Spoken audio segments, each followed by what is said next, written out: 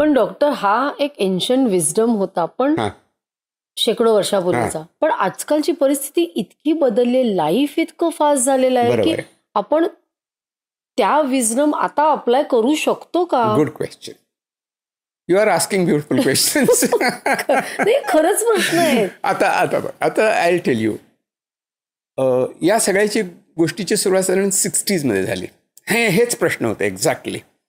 Ancient wisdom ते थोडं interesting त्याची हिस्ट्री आहे. ती अशी आहे की 60s, you remember the time was असं काउंटर कल्चरचा होता तो, हिप्पीज आणि असं तसं.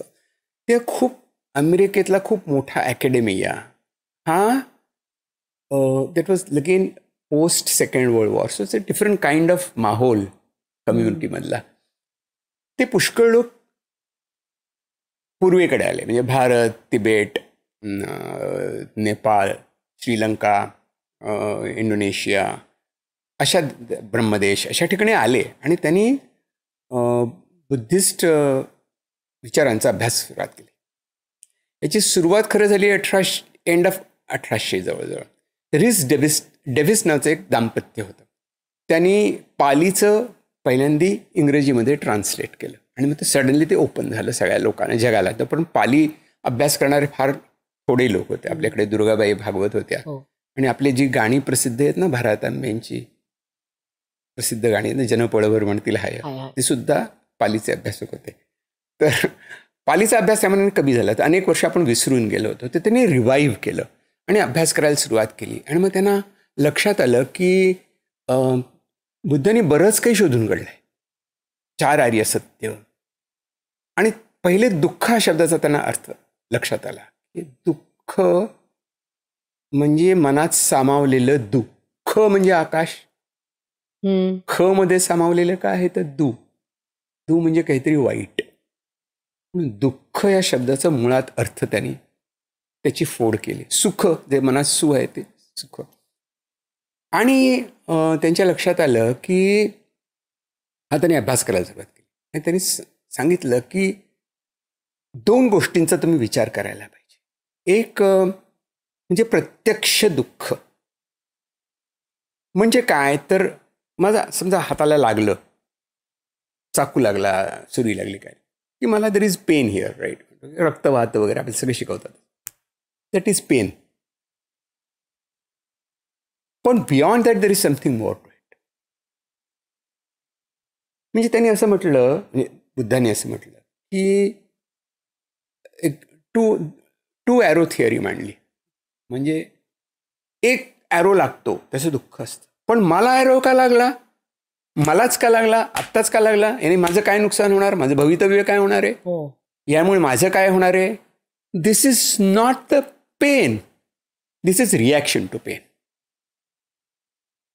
म्हणून त्याला दुःख आणि सफरिंग असे 2 वेगळे आपण मराठीमध्ये दुःख आणि यातना असं आपण म्हणूया. की यातना माझ्या मनाला होतात, आपण म्हणतो माझ्या मनाला यातना होतात.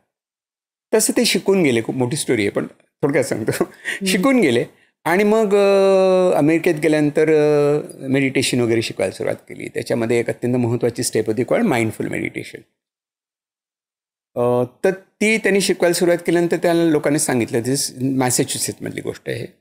जॉन कबॅटझिन म्हणून होते, ते पण असेच बुद्धिस्ट वाङ्मय शिकून आलेले होते. त्यांना सांगितलं की तुम्ही बघा बघू काय या लोकांना मदत करू शकता. आणि हे कोण होते, ऑल वेअर दुःखित, म्हणजे ज्यांना दुःख होतं प्रत्यक्ष, जे कॅन्सरचं दुःख होतं, आर्थरायटिक प्रॉब्लेम होता, की काहीतरी दगडधोंडे काय शारीरिक त्रास होता त्यांना, आणि त्यांना काही उपचार सापडत नव्हते.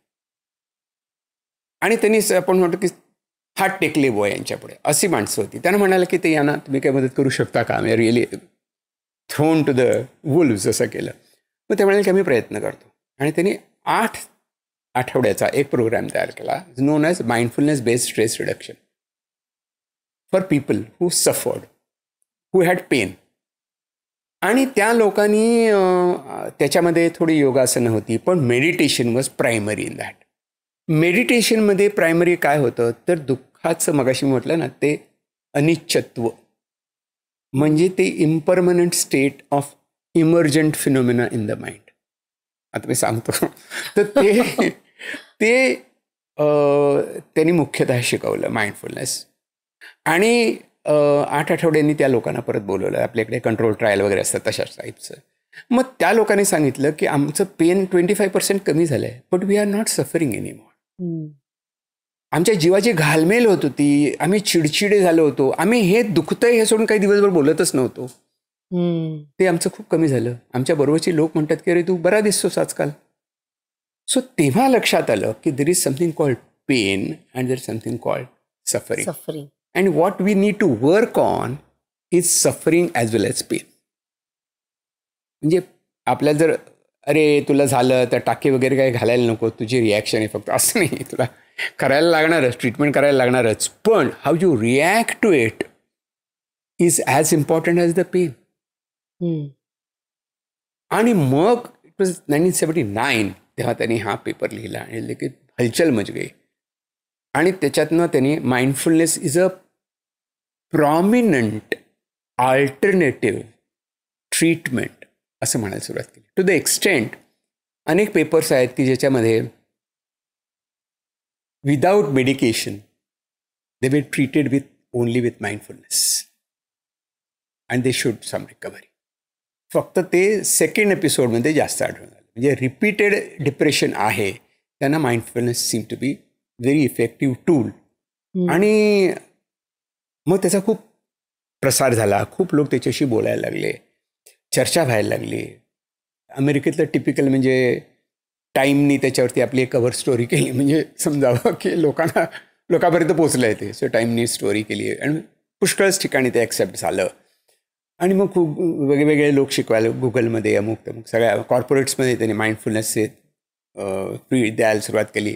गुगलमधल्या एका माणसाने तर आपलं मिशन तयार केलं, त्याला तो शिकवतो सगळ्या ठिकाणी जाऊन. सर्च इनसाइड युअर सेल्फ म्हणून त्याचं पुस्तक आहे. ही क्लिप शेवटपर्यंत बघितल्याबद्दल खूप खूप धन्यवाद. संपूर्ण एपिसोड बघण्यासाठी खाली दिलेल्या लिंकवर क्लिक करा आणि सर्व काही चॅनलला सबस्क्राईब करायला विसरू नका.